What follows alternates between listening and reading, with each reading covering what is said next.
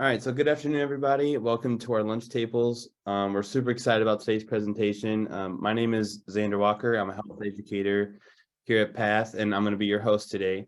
So our executive director, Donna, she's currently in a conference in Atlanta, Georgia, and she sends her greeting to all of you. So we're going to go over a couple housekeeping items. So with your display names, everyone can just make sure that you have your names on there. Some just say Zoom user, things like that. So we just have your display names, which will help with our Q&A later on.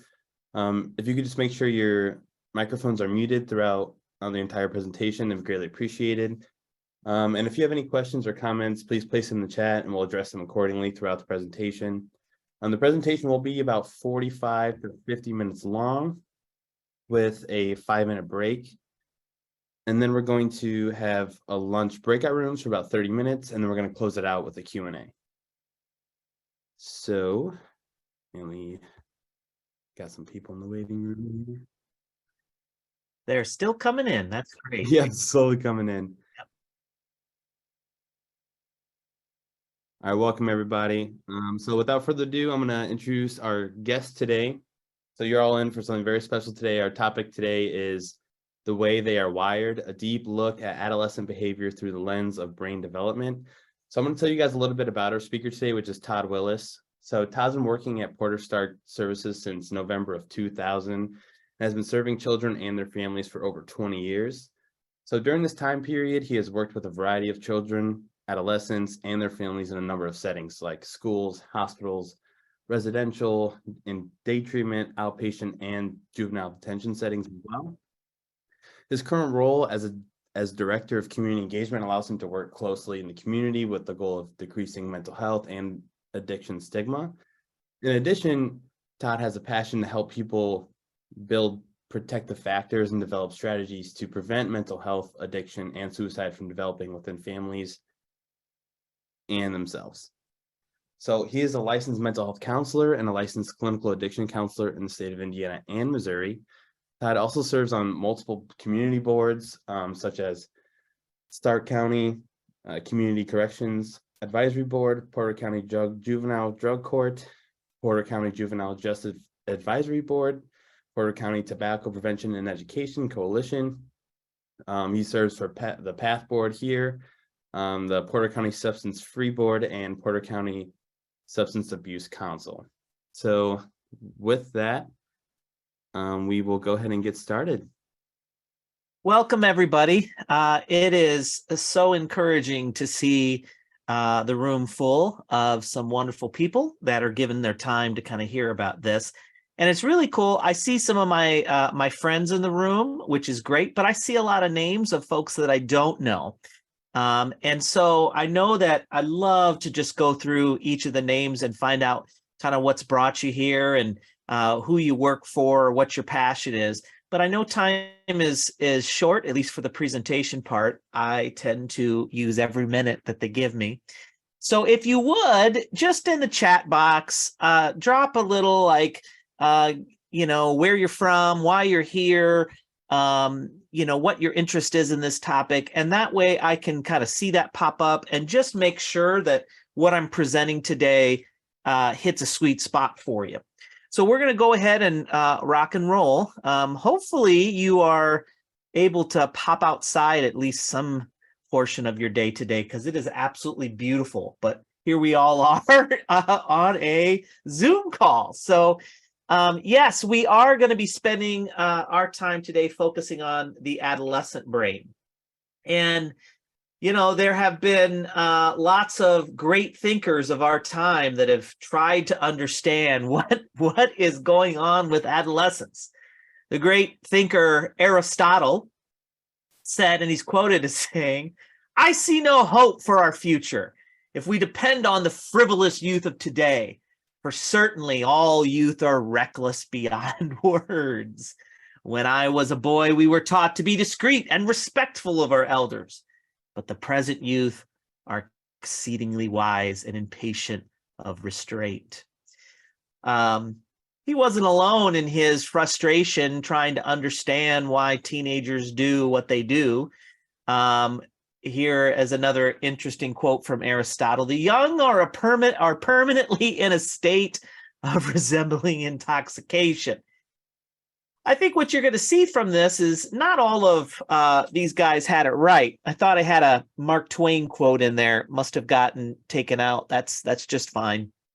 But from the beginning of time, folks have tried to understand what makes youth tick, and why is it that sometimes they do things that really don't make sense. And so we're going to spend some time talking specifically about the connection of the brain and looking at their behaviors in light of the lens through how brains develop, how their brain develops, and how best to kind of navigate some of that as a provider or as a parent, depending on why you're here. So one of the things that really has been helpful to us is that we have some old knowledge, but due to science pushing us forward with abilities to kind of view brains in action, we've gotten some interesting additional knowledge. We know that the brain uses 20% of the body's energy, constitutes 20% of body weight, or 2% of body weight. By age 6, the brain is 95% of its adult size. We know that in the first 18 months of life, the brain undergoes a rapid process, and we're going to talk about that and take a look at what that looks like and why it relates to our teens. And we also know that specifically when the teenage years start, there's this second wave of brain growth and neurological development that takes place, which is pretty important for what we're going to be talking about today.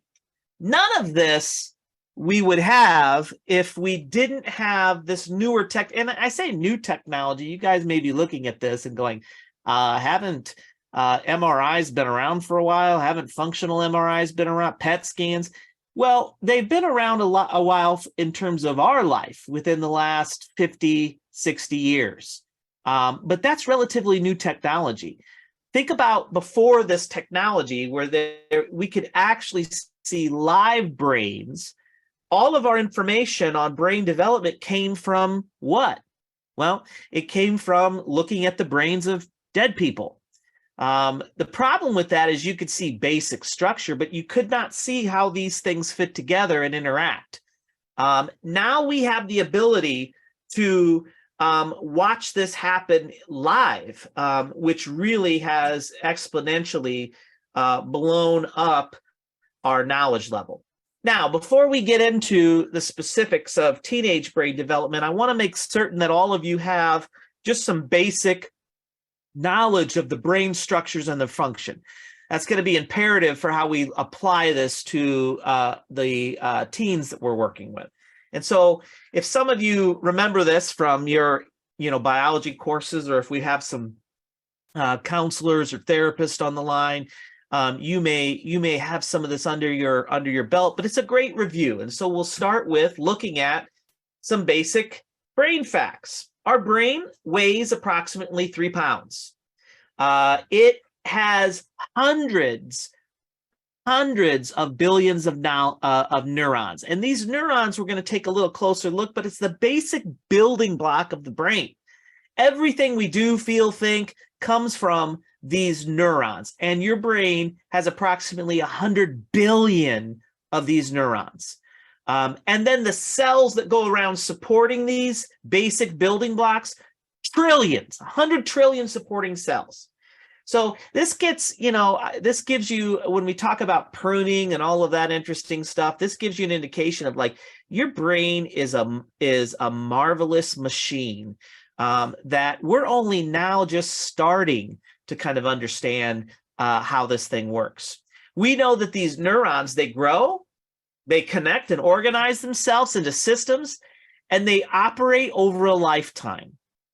We know that our brain controls all of our activities, all of our emotion, all of our thoughts. Those get intertwined. We know that these neurons, if they decide that a certain behavior doesn't work, they'll reroute themselves. And we also have significant knowledge to prove that your brain never stops growing and adapting to change. There was a time when people believed that, if you damaged brain cells, for instance, with alcohol or whatever, which is true, those substances do damage and change the brain, that you were kind of doomed. We see that there is evidence that if we can, for instance, take people away and out of those environments that are causing them brain trauma, that their brain will start to repair itself, which is an amazing thing, especially as we talk about trauma today. Now, sorry for the biology lesson, but it's important for us to know the parts of the brain because they really do some different things. Some key elements that we're going to talk about today is the frontal cortex or the prefrontal cortex. This corpus callosum, which is kind of the center strip, you'll see some slides in here connecting the two hemispheres, the cerebellum, and the ever important amygdala. We'll talk a little bit about the hippocampus, which really is about memory, which is kind of interesting as well. But when we're specifically talking about adolescence, some of these brain pieces are not fully developed. And so we'll kind of wade through all of that. So if you think about our brain like a hard drive, specifically, looking at adolescence, we know that it's constantly upgrading itself, which is really important when we start to talk about chemicals that get introduced or trauma, because this time is a period of growth. And so if we're introducing these negative items that we'll talk about later, it impairs growth. We know that if everything's left to how it should be developing, their gray matter peaks around puberty. It grows, but it reaches its near height around puberty. We also know that this process, and we'll go into greater detail here, this synaptic pruning is really a process of teaching the brain what's important and what's not. And that also is happening around adolescence. And then this myelination, insulation really is about how quickly information can move through the neuron, how the speed the speed at which decisions can be made, and the speed at which items are integrated in the brain is all about this myelination process. So let's back up a little bit.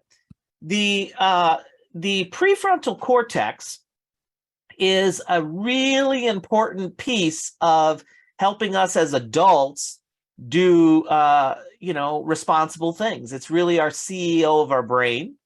It controls impulses. We think about, man, it'd be great to do. This is the part of the brain that goes, you maybe want to think about it. It helps us to have good judgment, problem solve issues and conflict. It helps us control our emotions. It helps us process emotions in an appropriate way. Language is here. The ability to organize and plan, motivation, and goal setting. Now, I start with the brain CEO because these are all like important things we want adolescents to do. We want adults to do. The fact of the matter is this is the last part of the brain that actually gets developed. When we are babies and we're growing, I'm pointing at my screen, you can't see it, but you see this bottom left portion of the brain, that's all this cerebellum. Your brain grows from back to front. And so when we're talking about adolescents, we're talking about their process of their brain development not totally being complete. A lot of folks, researchers in the field will say that the brain does not actually stop growing anywhere between 22 and 25 years of age. And the last part to be developed is this prefrontal cortex. And so all of these things, if you look at this list, these are all the things that normal adolescents struggle with, and sometimes adults get frustrated at them because they don't, organize or plan, or their motivation ebb and flows, or, they don't problems, or they're impulsive, right? And there's a real scientific reason for why they struggle with those things. And it's really because their brain hasn't been fully developed yet. Now, the cool thing is if everything, and I mean everything, meaning trauma and drugs and those kind of things, are not introduced, their brain will develop that, and they'll, chances are, receive all of those higher level functions. If things are introduced, then that process, the final process, can be hampered. And it will usually be hampered around this area you may have heard of, executive function. This really is the behavior that comes out of the prefrontal cortex. It's really the cognitive skills that are needed for all of this goal-directed behavior. It's really the stuff that we want them to have developed as an adult, so they can have meaningful, productive, lives where they're doing good things in the community. We also know that executive function really, when we introduce those substance abuse areas, there's deficits in their working memory and their ability to inhibit certain things. There's lots of research to suggest that if trauma is present, trauma will also damage this executive level functioning. So what does this maturing frontal cortex actually look like in terms of behavior? Well, without those obstacles and a couple others I'm going to talk about today, if it's just developing normally and it's not quite there yet, we're going to see more rigid thinking, which, do you know any adolescents? I'm thinking of my daughter who just turned 13. And I think 13 is the new 18 in terms of what our culture wants to push. Her thinking is very rigid. And she's very bright. She's definitely very bright, but her thinking is so rigid.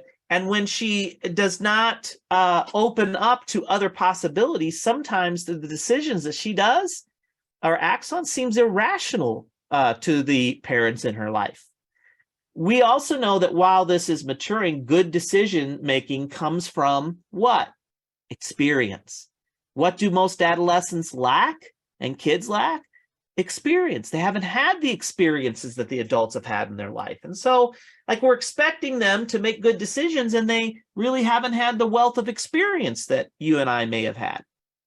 We also know during this process that the adolescent brain actually has to work harder until it gets all of its connections made. So their brain is using other parts of the entire brain because they don't have that developed prefrontal cortex yet. And it's actually working much, much harder than a fully developed brain is, which then leads to maybe some behaviors we've seen in adolescence is that teens really can get stressed out more easily. It's almost like, think about runway, right? Like when everything's running like it should for us as adults and crises come up, we have runway to deal with it. We're like, hey, I'll just pivot here, I'll develop this plan. When we're overtaxed or overstressed or any of those things, we don't have the runway to deal with those changes. Well, because the adolescent brain is working so hard and it's working at a deficit, it's not fully developed, they don't have the runway to kind of deal with these quick life changes. And sometimes it leads to a higher level of stress within them. So this is just another way to look at this and you could see this image in terms of a PET scan here, that from age 5 to 20, we see that the brain is a work in progress in terms of the amount of gray matter that's present and in terms of the areas of the brain that they're using and not using. On top of that, we have this whole area of trauma and sometimes chaos in our private and personal worlds. And right now the world is a stressful place to be in. When people are feeling stressed and not safe, it's very hard to do some of those higher level brain functions. This image is just to remind us that, when things are kind of chaotic and stressful in the world, it pushes us down in what we call it downstairs into the survival brain. And I'll talk a little bit about that in just a minute. And this is a very feeling, impulsive part of our brain versus what we would really like is for people to think things out, to regulate their thoughts. And so if you're like, Todd, I don't get what you're getting at. I mean, if you just pay attention to what's happening in our world, it's a very confusing, aggressive, sometimes conflictual space. All of that pushes people, but definitely adolescents, back into their what we call downstairs brain. And that's where emotions hit at. On top of that, we are seeing this multitask, this need and desire to multitask, and let's do work while we listen to music, while we're on Facebook, and some of us even as adults sell this lie to us. And then the reason it's a lie is because I was a big proponent of, I'll answer emails while I'm on this call, and really, there's significant research to show that really does not happen, that you don't retain much of anything when you're multitasking. It's about focus. And our kids are living in a world where multitasking is being pushed to do more. I mean, even us, like pushed to do more. Really, when we think about what's getting landing in there, research points to serious questions about how much they're actually retaining. Now, those are just the actual parts of the brain. Really, when I'm looking at the internal brain circuitry of what's happening, I've got to talk about neurons, axons, dendrites, and synapses. All of that to say that this is a neuron, what you're looking at. This is the basic building block of brain activity. Remember, in the last slide, we were aware that you have billions of these. And what these things really, their structure is quite simple. Is obviously there is a nucleus, it's a cell, right? And if you look at the top of the diagram, these little branchy things coming out called dendrites, and this long tail coming down to some more branchy things, which are, we look at as axion terminals. What am I getting at here? This is just one. These little neurons love to connect with one another and form clumps. Those clumps you can think of as thoughts, you could think of as learned behavior. And when I say attach, if you looked at them closely, you would see that they look like they attach. Look at the top of the dendrites. It looks like it's attaching the purple and the pink there. But if you looked with a microscope, I mean, it looks like it's attaching, but they don't really touch. There's a microscopic gap between where one neuron tries to attach to the other. Why is that important? That's called a synapse. And the magic of what we are as human beings happen in those synapses.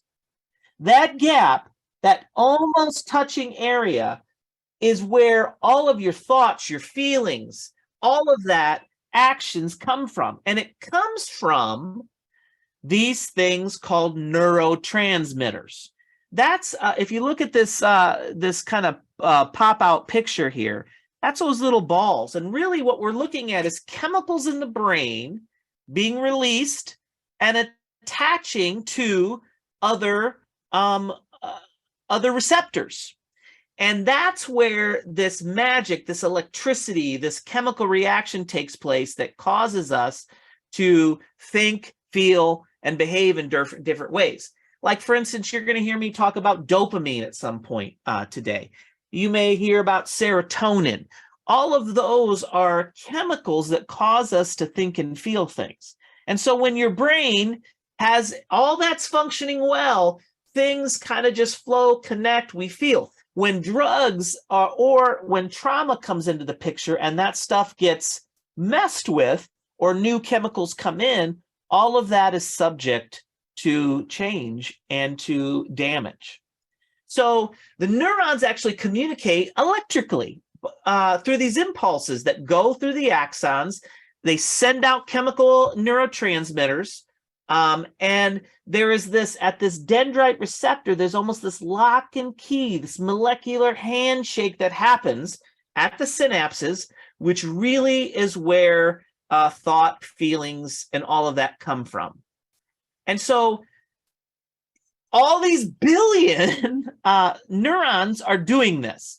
And our brain has to try to prioritize which ones we want to keep and which ones we don't want to keep. This is the pruning process. And so what do you mean? How does it do that? Well, I think about it in terms of, I used to have my dog growing up, his name was Fred, very interesting dog name, but that's a different story. My dog used to, and most dogs that live in a fenced yard, can you see the route that they run the fence? Oftentimes they do it enough where they kind of run a groove in the fence, in the grass, and it becomes, it gets down to the dirt. Well, my dog Fred did that. And we had this groove. He would take the same routes across, even across the yard to go to the other side, to where he left paths in the yard. That is exactly what happens when your brain is trying to decide which patterns to keep and which ones not. The things we repeat, your brain wants to hold on to. And so if you think about it as like, I want good behaviors, I want good thoughts, I want good actions. Well, if you make yourself repeat those things, your brain will go, oh, that's important. I'm going to hold on to that. That's something I want to keep. It's great if it's a healthy pattern. If it's something that's not healthy, like drug behavior, toxic relationships, trauma, your brain will also make that groove there and repeat that stuff and say, oh, Todd must want to keep this reaction style or behavior. And it will prioritize that negative thinking style. So we talked about this, the myelination that happens. That's really how fast these things happen. When a brain's functioning properly, these electrical impulses, which really translates into thoughts and actions, go about 250 miles an hour. They're supersonic. And when we have the proper myelination, that happens. Now, when trauma comes into play, or chemicals come into play, that myelination, it's like a sheath around the neuron that insulates it, starts to wear down. And unfortunately, that will interfere with processing. So I've given you some more information about that myelination process. And I've mentioned neurotransmitters just in passing. So some very important neurotransmitters that really I want to highlight, because they affect what we're going to be talking about for the rest of the presentation, are these right here: acetylcholine, dopamine, and serotonin. Now, these are things your brain produces naturally. Now, based on genetics and all of that, some of us may have more of these than others. For instance, all of us have dopamine. And what we see and that's the neurotransmitter, I'm sure many of you are aware, that gives us the pleasurable response, right? Whenever we do something we like, or see something that releases this chemical in us, it'll give us that feel good feeling. Drugs produce this dopamine at an exponential level, more than your brain could ever do. And then basically it trains your brain to want that super amount of dopamine, and your brain can't replicate that. And so that's where addiction kind of starts. Serotonin plays a role in sleep and sensory perception as well. Glutamine really aids in memory. And GABA, you'll hear a lot about in the literature, actually is a neurotransmitter that can inhibit firing neurons. Well, that's not good. Why does your brain produce that? Well, You don't want all of, there are some neurons you want to inhibit from firing. Like if you get too much serotonin, and it's firing, there's a tendency to be aggressive. One of the interesting studies that looked at some of these neurotransmitters tracked those that were involved in contact sports, like MMA and football, and their serotonin was off the chart.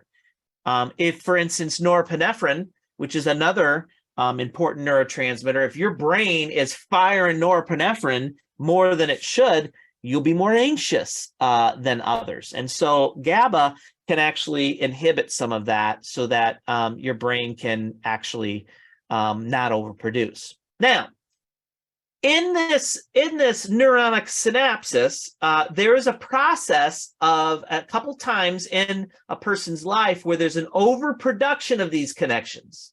Like, think about it as learning. And so then your brain has to go, whoa, that's too much activity. I need to prune down.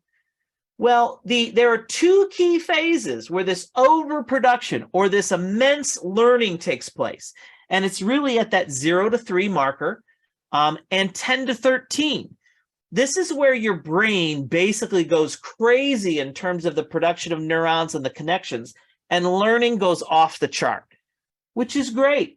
But you're learning some great things, and you're learning some not so great things. And the brain likes things simple. It doesn't like all that activity. So during those two major important times, your brain pops and basically does this like overproduction. And then it goes, whoa, I don't even know, I'm getting overwhelmed here. And so then it starts to prune down the connections. And this 10 to 13 is what we're here to kind of wade through a little bit today. This is a key area where this happens. And if things like trauma and drug use pop in those areas, it's going to interfere with that process. This is really all about learning. And so we see that these two areas, our age limits in particular, are off the chart. Here's just a visual of what that looks like. So at birth, look at just kind of this is, I believe, I'm trying to think of what scan. I can't actually remember the scan they did, but this is brain matter here. And you can see at birth, there's connections being made, right? Look at what happens at 5. Like it's just off the chart. And so the brain from 6 to 14 goes, oh my gosh, like that's just too much. And it prunes a little bit. And then it happens again and that 0 to 13. And this is the synaptic density at age 14. And so really, this whole process really comes to a culmination around 18. On top of that, we talked a little bit about, well, the adolescence, where it says frontal lobe isn't totally developed. So where are they processing from? A lot of the brain research points to, and we said their brain works harder and it redevelops. They actually do most of their processing from this center section called the amygdala. And this is really your fight or flight process. It's an impulsive process. It could be an aggressive process. It's a fear-based process, right? It's an emotional process. And so because they don't have that full brain development, they're taking it, we have a term called the lizard brain.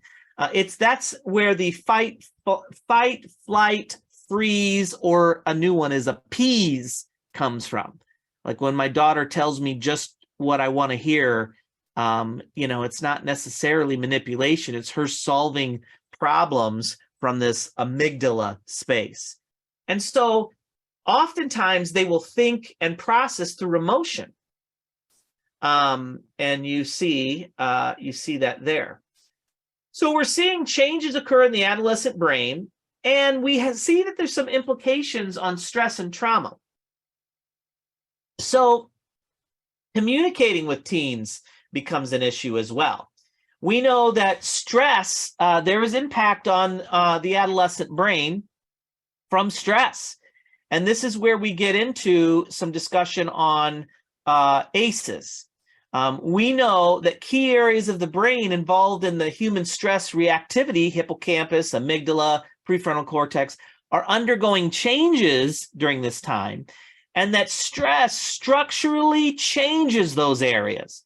I mean, you can look at it on a scan of a normal brain without trauma and brain that has trauma, and they look different. Even some of the chemicals that are, often released, like cortisol, there's a higher level of cortisol in 13 to 17-year-olds. So with all of this, what is it that teen brains actually need? Well, the research is clear that teens need a lot of hands-on skill-based learning. They also, in their learning, need opportunities to discover and pursue new interests. Remember, I told you what makes good prefrontal cortex and decision-making is what? Experiences. And so they need opportunities to discover these new interests. They need to practice personal control and decision-making and leadership.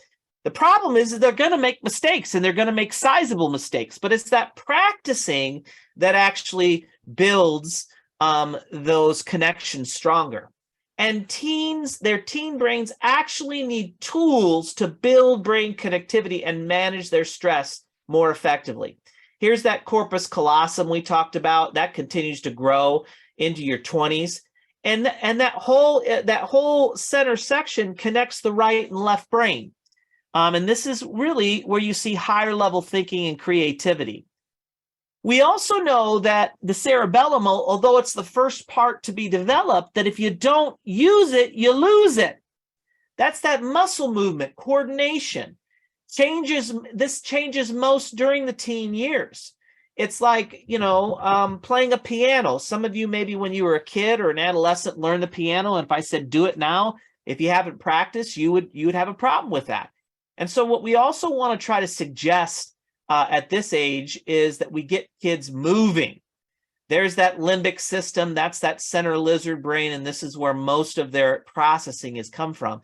And it's emotional level processing. We know that the teen uses less of their prefrontal region than compared to adults. Look at this adolescent, what's heating up when they're trying to solve an issue. That's the amygdala, so they're processing it on an emotional level. And here's where it hits on the right-hand side. It's heating up right where it should in that prefrontal cortex. They just have different areas that they're accessing. So we know that because of all that science, we know that the teen brain is more likely to misinterpret facial expressions or emotions. And so I get this all the time from my kids is, I'll just have kind of my resting face, right? And it looks a certain way, and I'm not angry, but my daughter all of a sudden, like, what are you angry at? They're misinterpreting that social cue. They often, because they're processing from their amygdala, okay, they react very quickly, but it's usually from an emotional space. And so we know that if we match this stuff as parents, initial, damage can happen. If we are responding to their brain activity, which is often emotional or are expressing anger in kind, it'll escalate it. If we don't focus on the behavior that needs to change, oftentimes they'll read it as a personal attack on themselves, and it weakens the relationship. And it'll be at a time where they need advice, where they're going to their peers for advice, who, by the way, are in the same situation they are, and don't have much insight other than what they've gone through. They'd be less likely to come to the people that really do know, which is the adults. And so the way that we communicate during these times are very important. I'm learning that when I see some of these strange behaviors, to simply change the question I'm asking them. Instead of what were you thinking, it's really what were you feeling? And I'll bet you if you do that with some of the adolescents you work with, you're going to get a little bit clearer of an answer because, again, they're coming from that amygdala space. So I've given some in this presentation. And by the way, all of you will get this. I will send out the notes to Donna, and she'll look at those that signed up, and we'll shoot this to you. So no worries. I've given some examples of expressing anger constructively. And those of you that are vets in this area, you'll see iMessages on here. You'll see focusing on the event, not the person. Here's some essential communication tools in dealing with teenagers and where their brain develop is.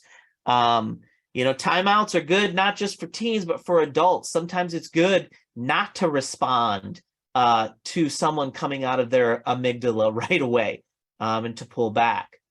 Also kind of gave what's called a finger hold practice exercise, which is really great to calm, and I've given a link here that you can access that and see what really that's about. Now, so that's brain development. That's how this thing rock and rolls. But guess what? There are some things that will get in the way outside of just our normal discussion on drugs and trauma. Sleep. There are some sleep experts that say that we could eradicate 90% of mental illness if we just got people to sleep effectively. I don't know about 90%, but I do know that a lot of mental illnesses only get worse when you're lacking your sleep. So test yourself here. How many hours of sleep per night does an adolescent need? Well, the research says between 9 and 9.5 hours of sleep.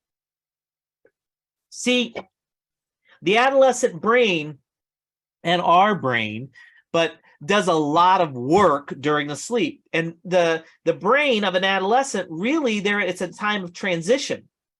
And what we're really looking at is sleep being a powerful piece of that. When adolescents are sleep deprived, you're going to see any of these things. REM sleep is all about your dream state, and that's when you can hit that. That is where your most restorative brain growing process happens. And we don't do that but for little pockets during the night. Well, if you're not getting good sleep, you're not hitting dream state, and it's actually compromising your brain restoring. But look what sleep deprivation could look like. ADHD, depression, the inability to control your emotions, aggression, risk of obesity. These are all things we have fancy labels for. And I'm not saying that, there's no such thing as depression. Clearly, I work in that field and I see a lot of depression. But sometimes being sleep deprived will cause certain areas to happen. And so I've included in this presentation some proactive strategies to help your teen really get a handle on this. This isn't just like old school, I don't know, trying to be a good parent and get your kids to bed on time. This is about your brain will not develop like it needs to, and you're going to have substantial problems as you age if you are not relooking at this. And I would say to you on the call, if we as adults don't start to get a better handle on our sleep, it's causing us to actually not only not perform as well as we should, but do real damage to this marvelous machine we have. So the adolescent brain is primed for risk taking, and it's all about that limbic system, that whole system of the amygdala. It wants us to just do it, just get out there, run it. It's our prefrontal cortex that stops us from some of those bad decisions. And on top of it, our limbic system, we have peers. Adolescents have peers that are all about, let's do this together. Let's run. Let's have some thrills. And it's a time period of high emotions. Throw in there, after they do it, a dopamine spike, and you got yourself a nice pattern of risky behaviors. So the three most consistent, and this is across culture, adolescent behavior changes as it relates to the brain development and how does it show in its behavior? Increased novelty seeking, wanting to do something new, different, increased risk taking, and social affiliation shifting toward peer-based interactions. And this all can be explained from a very brain science perspective. Dopamine is the primary motivator for this. And we see what happens when your brain goes, hey, that felt good. We are going to want to do more to that. And there's this hyper responsiveness to these awards. What can this look like in terms of the behavior? Thinking one thing and feeling another, acting impulsively that differ from their thoughts and feelings. They may have a value system that the parents have done well to instill, but we're not able to access all of that all the time because that prefrontal cortex. And so it comes off acting very impulsively. Folks, because of this, misread and misinterpret social cues all the time. And this is where that engaging in risky or inappropriate behavior comes in. And so really, whoops, I'm going backwards. Sorry about that, folks. This, we also see a complicating factor of depression and risk behaviors. We know that half of all mental illnesses start, this is research based, start by age 14. We can dig it, not to say that adults don't have mental health issues, but if you dig it down, most of it you can trace back to your adolescent years.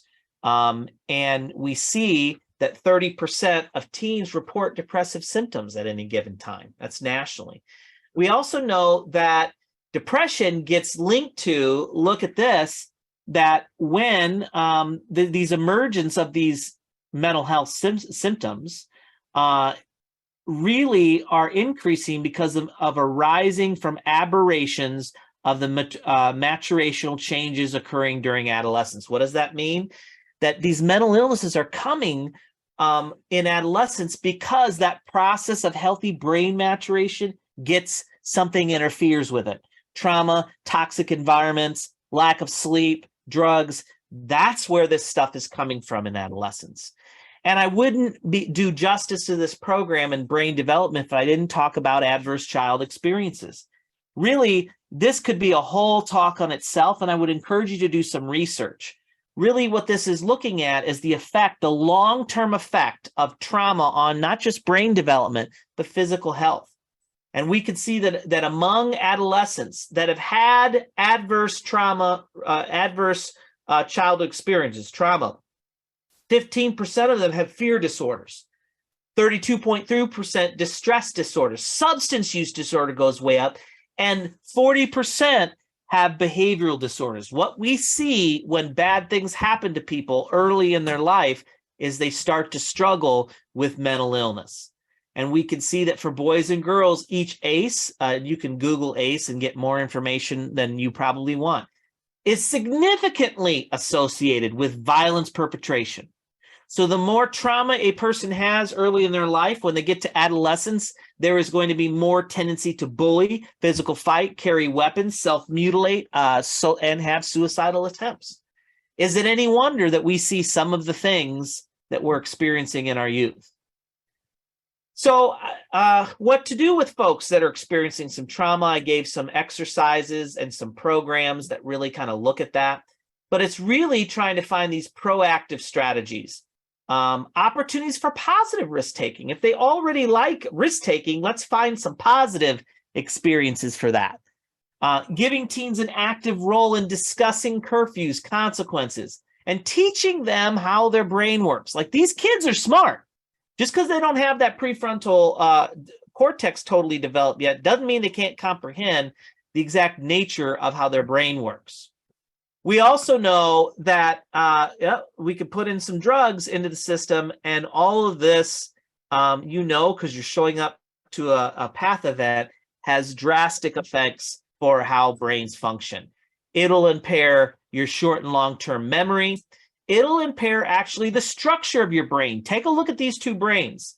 The one on the left is a brain of an adolescent. Whoops, sorry about that. That has not been involved with heavy drinking. It's smooth. I mean, the way to look at it, it's smooth. Looks like, it's doesn't have any missing components. Look at the one on the right.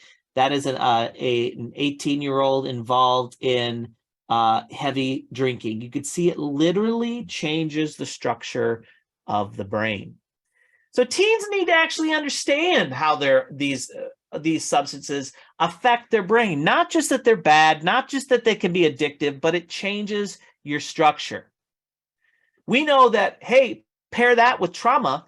If they've got a bunch of ACEs and they start to drink, by age 14, binge drinking is more likely to take place. And folks that had more ACEs say that they actually drank to avoid some of the traumatic responses. And so we have to have some consideration for what's called trauma-informed practices in parenting, because a lot of our kids are living in a world where they're exposed to these things. We also know that, and that's just alcohol, but marijuana use among adolescents, even your most pro-marijuana folks that will say, it's natural and, oh, it could be used for blah, blah, blah. Even your most pro-marijuana folks will say, hey, if it's an adult, that's one thing, but adolescents should not use it because of all of these effects that I'm listing here, and many that I'm not. So even the most pro-weed people will say, gosh, man, if kids are using it, adolescents are using it, it's not going to be super helpful. And so I've included some prevention strategies, some refusal skills to walk through with kids. And it's really this prevention paradigm shift. But guess what? There are some other complicating factors I need to highlight, and one of which is this. I like this image because many of us are tied to our cell phones. If you want to have a knockdown, drag out with an adolescent, try to take their cell phone. And what we're seeing is that we have this, we're seeing some addictive responses to cell phone use. I don't know about any of you, but the feeling you get when you lose your phone or you can't find it, it's an addictive response. We're seeing brain changes as a result to, these things when they came out, they had more, and they have more computing power than what took some of the original spaceships to the moon. We have more computing power than even a lot of laptops in our hand. And what we see is that what most people use this stuff for is social media and porn. And so those two things, if I just left it at that, are you all know the toxicity of these things. We know that particularly for teenage girls there's been some studies coming out that for teenage girls, Facebook has increased depression in them. But there's this addictive piece. Not only does it destroy relationships, but we start to see that, whether it's TikTok or whatever, especially with young adolescent girls, it's severely damaging. And it's interesting. There was a study that came out that looked at brain mapping, and they saw that for those apps like TikTok, Instagram, where people are liking your photos, that it releases dopamine to the same area of the brain that cocaine hits. I'm not saying that you're going to get the same physical response with cocaine, but from an addiction cycle, that we love when people like our pictures and our quotes on social media, and they know that they've created an addictive system so that we'll utilize it. And with adolescent brain, it's giving them that hit right in their dopamine processors, and it's causing some of those brain changes that happen as if they were using an illegal substance. So now what? Basically, what we need to look at is prevention with this, and we need to have prevention program that really helps them process emotion and teach emotional management and stress management. If you're working with teenagers, you need to have programming that allows training and opportunities for assertive communication around their feelings, their needs, their desires. Why? Because they're coming from that amygdala, and they don't have that prefrontal cortex to do that for them. And so that teaching process needs to happen. The social dynamic is incredibly important. We need to be teaching life and social skills, communication, goal setting, all those things that I told you the prefrontal cortex is responsible for. This is the time to help teach it. It speeds up that development. And so programming needs to be emotional, social, and there needs to be a moral component. That gets at that high-risk behavior piece. I'm not saying you got to get these kids to church. Morality is more than that religious piece. But teaching and providing self-management skills, self-regulation from that moral perspective. So my last thoughts before I turn this back over is we know learning from experience may not take place until the underlying brain structures are in place for kids. Function as their frontal lobes help them to decipher emotions and don't assume they get it. Encourage sleep, encourage stress reduction, and look at risk taking as necessary and normal, but help them to find safe risk taking and opportunities to learn. thank you so much. I've gone over a little on the 45 minutes. I'm going to turn this back over to Xander, and he'll put you in some groups. What I'd love for you to spend some time talking about in your groups is particularly these areas of emotional, social, and moral programming, and how you might be able to institute that into the work or your family structure. Here's my contact if you're interested in any follow-up from me. But I'm going to hang on after you get in your groups, and if there's any questions, I'll do my best to answer them. Xander, back to you. All right, thank you so much, Todd. I think I can speak on behalf of everyone here. You did a wonderful job, and we all appreciate you coming out. I'm sure you got a busy schedule, so we do appreciate that. So I'm going to give everyone about a 5-minute break so you guys can go stretch, get some coffee, get some food, get some lunch. We'll come back in some breakout rooms. Go over those things Todd talked about, and then I want you guys to talk about a takeaway that you guys got from today. And then once we come back from that, we'll do a Q&A, as well as also doing, I want everyone to have one person from each group share what they got from that. So go ahead, take a 5-minute break, and then we'll come back.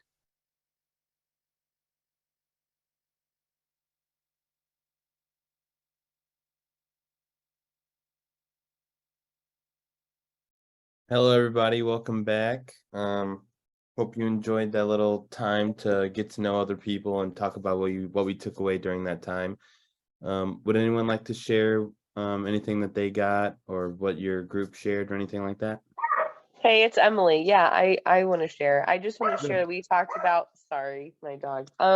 We talked about what's important for us is that, like, when we know better, we do better. And that is in regards to this, that's in regards to food or technology or any of that. And that's why we come here and we learn these things, and we talk to each other, and we learn from people like Todd that can give us information that we don't always normally have. But that educating ourselves like this makes it easier to treat our children better, to be empathetic to people in the community when they're struggling, and just better help our communities, because we are making ourselves knowledgeable and then helping educate the people in our lives. So we just treat each other, and especially youth, just better.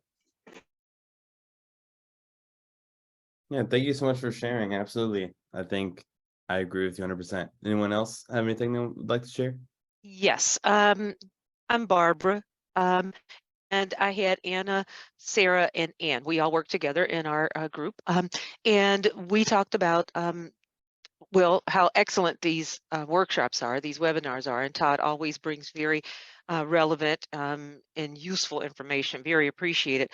But we talked about how sleep deprivation, or his slide about the lack of sleep, not just for youth, but for all of us, how important that is, and how we, in some way, we as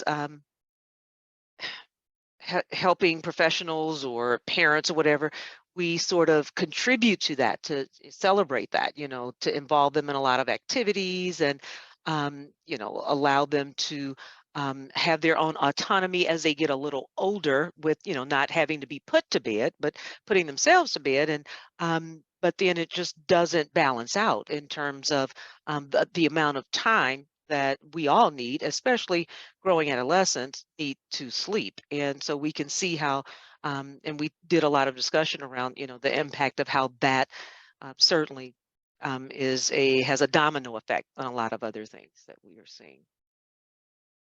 Yeah, absolutely. Thank you for sharing. Did anyone else have anything else they'd like to share?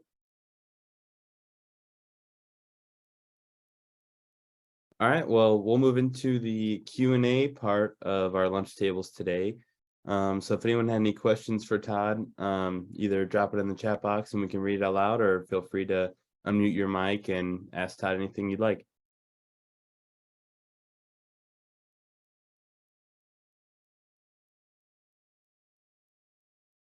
It's always a great training when there's no follow-up question. Woo! Todd, you gave us such amazing, wonderful information that I didn't know. Thanks, And Emily. I don't have any other questions for you other than, is there is there something that you've seen? I mean, you've been working in this vein for like 20 some years or whatever. Like, is there like one piece of advice that you could give us, either as health professionals or parents or whatever, that you've gathered in that amount of time? Oh gosh. Just one, Todd. Just one. You know, Emily, sum it all up. Emily for the win. I think two biggest things that when it's not missing or when it's not present cause issues for people, and this is adolescents to adults, when they don't have purpose and when they're disconnected from other people. And so I think, you know, overall helping folks to find their purpose and connect to other people is very important. That's what I would say. So we Thanks, did have a Todd. I love that. question. Oh, sorry, Emily. So we did have a question in the chat box. So I know you had mentioned about, you know, how with the youth not having enough sleep and how that can be a struggle. So Margaret had asked, would the opposite be an issue as well? Would too much sleep for a youth be an issue? That's a good question. I mean, my quick answer to that is no, because when your body is caught up, it will wake itself up. But I don't know. I'm not a doctor. I think, you know, if you're sleeping to the point where like there's no movement in your day and you're sleeping past meals and you're not getting proper nutrition, then yeah, I could see that being a negative. But, you know, especially when you're an adolescent and developing, I think you can't have too much sleep. Parents sometimes get real like, oh my gosh, they're sleeping until noon, you know. That can be taken care of, you know, sometimes by just adjusting their schedule and making sure they're not staying up till 2 and 3 in the morning. But that being said, I think sleep is something that your body will use and wake you up when you're done. It's a great question. Yeah, I thought it was a great question too. So Anne said, to my knowledge, there aren't any good sleep studies in the pediatric realm yet, which seems wild to her. Are you aware of any recall coming across any in your research? Oh, you're muted. Somehow I got muted there. Sleep studies abound as it relates to adults, but you're right. I think they've kind of shied away from making any definitive statements toward kids, which is really a shame because that's when the brain development's happening. You know, they used to do, I'm aware of one, I wish I could point to it, but I learned about it in graduate school, which was some time ago, where they basically, this was when unethical studies were allowed, but they basically kept this young man up for like 7 days straight and watched how his brain deteriorated and accomplishing normal tasks. Yeah, I see Anne with the wow. Yeah, that was back in the days when you could like do things to people under research, and nobody really thought about like we really shouldn't be doing this to people. But there is a study with college age folks where they basically pay these folks to come in and stay up, and then they run them through like a simulated driving test, and they're like crashing into stuff. So like those are the two. Like there was one specifically for college age, and I thought there was an individual that was in his teens that they kept up for like 6-7 days straight and just documented his stuff. But that was back in the 40s and 50s. Yeah, nothing current. Good question, Anne. Thank you. Yeah. Did anyone else have any thoughts they'd like to share? Any questions? Thanks for being a part of this, you guys, and giving me your afternoon. And hopefully you left with something that causes you to think a little bit differently or reaffirm something you already know. Yeah, so with that, I would like to just thank everyone for coming out to our lunch tables today. We will be sending out all the information that Todd had given us today with the PowerPoint and any other information that he has. And we'll also be sending out our next lunch tables for next month. So thank you all so much for attending, everyone. I hope you have a good rest of your day. And thank you again, Todd, so much.